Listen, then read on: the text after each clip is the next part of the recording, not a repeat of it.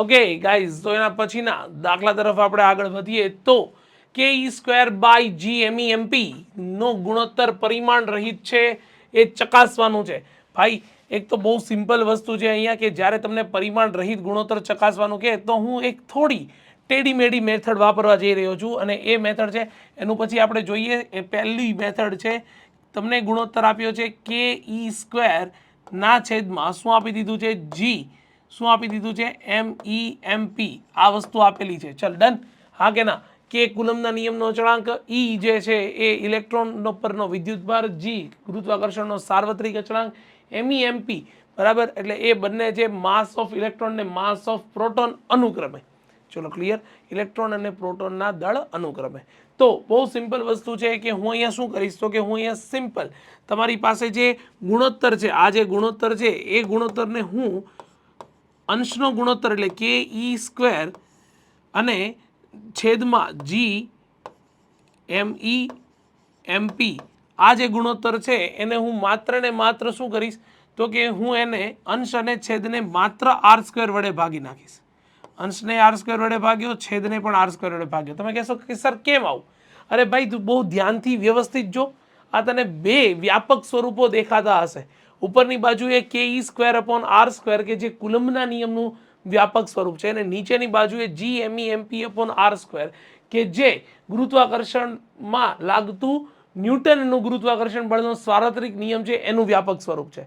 તો ભાઈ બહુ સિમ્પલ થઈ ગયું ને અહીંયા. તું શું લખી શકીશ તો કે ભાઈ તું અહીંયા લખી શકીશ F(E) એટલે કે વિદ્યુતીય બળ ના છેદમાં F(G) કે જે ગુરુત્વાકર્ષી બળ હતું. બંને બળો જ છે, આમને સામને બંને બળોના પરિમાણ કેન્સલ થઈ જાય તો થઈ ગયું ને ભાઈ આ રેશિયો પરિમાણ રહિત એટલે M0 L0 T0 A0, હા કે ના? બરાબર. તો આ એકદમ ઇઝી મેથડ છે, બરાબર છે, કે જે તમને ખબર પડી જાય છે. ક્લિયર છે આટલી વસ્તુ? જો તમને આ વસ્તુ એકદમ ઇઝી મોડની અંદર ખબર પડી ગઈ હોય તો આ જ રીતે દાખલો ગણાય ને આ જ રીતે સમજાય. અધરવાઇઝ તો તમે શું કરી શકો તો કે અધરવાઇઝ તો આપણી પાસે આ બધાના મૂલ્ય આપેલા છે. લેટ્સ સી કે બીજી કઈ મેથડ જોઈ શકીએ. પરિમાણ રહિતનું સૂત્ર તો તમને હરેકનું પરિમાણિક સૂત્ર આવડતું હોવું જોઈએ. જ્યાં કે કુલમનો અચળાંક છે, મેં તમને કીધું એમ E વિદ્યુતભાર છે, G સાર્વત્રિક અચળાંક છે, MEMP અનુક્રમે માસ છે. તો આ રહ્યા એના પરિમાણિક સૂત્ર. આ બધાની કિંમત તું આની અંદર મૂકી દઈશ, બરાબર છે? સિમ્પલ ફોર્મની અંદર બધાની કિંમત આની અંદર મૂકી દઈશ અને સાદુરૂપ આપીશ. Then also you get that M0 L0 T0 A0. ચલો ક્લિયર છે? આટલી વસ્તુ ખબર પડે છે, આટલી વસ્તુ સમજાય છે. હા, આટલી વસ્તુ સિમ્પલ ફોર્મની અંદર સમજાવવી જોઈએ. તમને કાં તો આ યાદ રહેવું જોઈએ, અધરવાઇઝ મેં તમને જે મેથડ દેખાડી એકદમ ઇઝી ફોર્મની અંદર આ વસ્તુ સમજાવવી જોઈએ. બરાબર. બીજું તમને એક વસ્તુ એવું પૂછવામાં આવી છે કે આ ગુણોત્તરનું મૂલ્ય શોધો અને ગુણોત્તર શું સૂચવે છે ને એ વસ્તુ તમે સમજાવો. બરાબર. ઘણા લોકોને આ વસ્તુની ખબર નથી હોતી. સૌથી પહેલાં તો ગુણોત્તર ઉપર ધ્યાનથી જો. તમારી સામે જે ગુણોત્તર આપી દીધો છે તો બહુ સિમ્પલ છે ભાઈ. તમારી સામે જો ગુણોત્તર છે તો હવે હું બધાની વેલ્યુ આની અંદર સબસ્ટિટ્યુટ કરી દઉં. મતલબ કેની કિંમત કેટલી લઈશ તો કે 9 × 10⁹ લઈ લઈશ. બરાબર. ઇલેક્ટ્રોનનો વર્ગ છે, બરાબર, તો હું શું કરીશ તો કે અહીંયા લખીશ 1.6 × 10⁻19 અને એનો કરી દઈશ વર્ગ. ના છેદમાં શું કરીશ તો કે ના છેદમાં હું જીની કિંમત કેટલી આવશે તો કે 6.67 એને ગુણ્યા કરીશ 10⁻11. બરાબર. Mass of electron that is 9.1 × 10⁻31 kg અને into mass of proton and a તમને આપી દીધું અહીંયા સ્મોલ m થવો જોઈએ.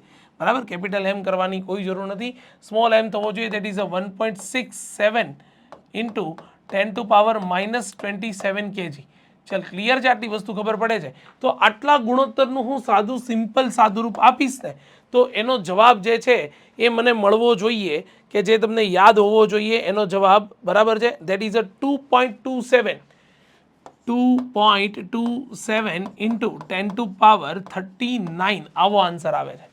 ભાઈ જ્યારે આવો આન્સર તમારી સામે આવે ને તો આના ઉપરથી તો હું એક જ વસ્તુ કહી શકું. શું કહી શકું તો કે આપણને આ જે આન્સર મળ્યો 2.27 × 10⁻39 યાદ રાખજો એ આપણને કોનો મળ્યો તો કે એ આપણને મળ્યો Fe ના છેદમાં Fg કે જે તમે ગુણોત્તર લીધો હતો એ મળ્યો તમને 2.27 × 10⁻39 જેટલું મળ્યું.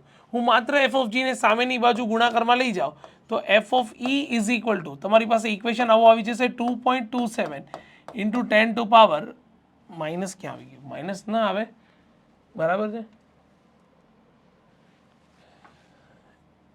એ આવશે 10 ટુ પાવર 39 ચલો ક્લિયર છે અને એફ ઓફ જી સામેની બાજુ ગુણાકારમાં આવી ગયા તો આવી જશે એફ ઓફ જી એનો મતલબ કે બે પ્રોટોન કે બે ઇલેક્ટ્રોન નહીં આપણી પાસેની કન્ડિશનમાં પ્રોટોન અને ઇલેક્ટ્રોન બંને હતા તો પ્રોટોન અને ઇલેક્ટ્રોન જ્યારે એકબીજાથી એક સરખા અંતરે રહેલા છે ત્યારે એમની વચ્ચે લાગતું વિદ્યુતીય બળ એના ગુરુત્વાકર્ષી બળ કરતાં આટલા બધા ગણું વધારે છે એનો મતલબ કે પરિણામી પ્રોટોન અને ઇલેક્ટ્રોન વચ્ચે વિદ્યુતીય બળનું જ રાજ વધારે થશે ચલો ક્લિયર છે આટલી વસ્તુ સમજાઈ ગઈ બરાબર તો તમારી પાસે એક બહુ સરસ મજાનું એક કન્ક્લુઝન આવી ગયું એક સરસ મજાનું જેને કહેવાય ને એક પરિણામ તમારી સમક્ષ છે કે વિદ્યુતીય બળ એ ગુરુત્વાકર્ષી બળ કરતાં ખૂબ જ મોટું છે ચલો ક્લિયર છે આટલી વસ્તુ તો તમને જે સવાલ પૂછ્યો હતો ને કે આ ગુણોત્તરનું મૂલ્ય જે છે એ શું સૂચવે છે ગુણોત્તરનું મૂલ્ય શું સૂચવે છે ગુણોત્તરનું મૂલ્ય સૂચવે છે કે તમારી પાસે એફ ઓફ ઈ જે છે